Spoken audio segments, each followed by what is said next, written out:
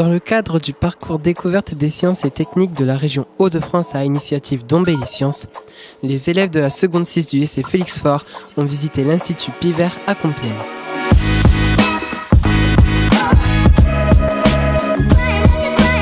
Lycée Félix Faure à Beauvais.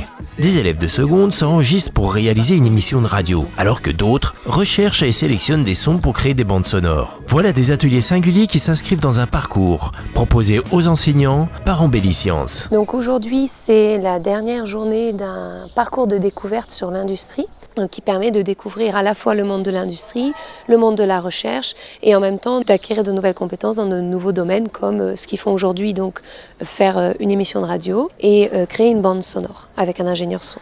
Pivert, c'est l'acronyme de Picardie Innovation Végétale Enseignement et Recherche Technologique. On a voulu vraiment accentuer sur le fait que les élèves soient acteurs de leur découverte.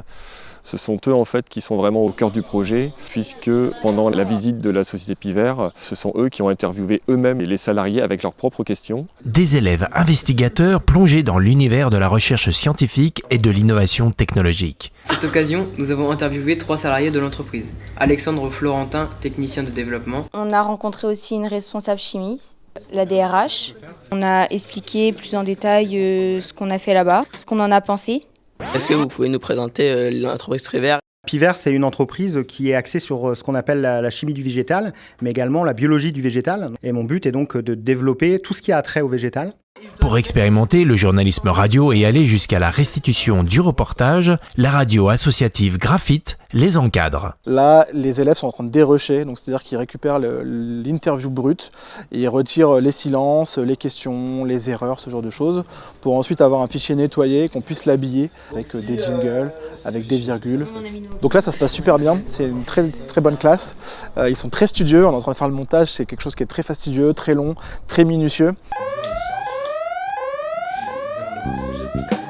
Pour l'atelier de création sonore, c'est l'association Prolifique qui accompagne les élèves. On a fait une feuille de route de la visite, voilà, ils ont noté tout ce qui avait attiré leur attention visuellement, éventuellement acoustiquement, pour qu'après ils arrivent à se projeter dans une création sonore où ils restituent un petit peu cette ambiance, voilà, et donc sur quoi ils se focalisent, quelle histoire ils veulent raconter musicalement.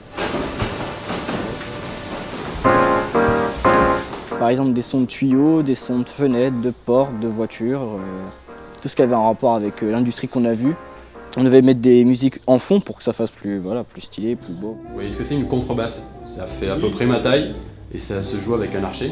On est venu avec différents supports. Damien propose à chaque demi-groupe un blind test pour qu'ils découvrent les différents styles de musicaux. Ce qui n'est pas forcément évident parce qu'on est dans une époque où il y a beaucoup de fusion, etc. C'est très dur.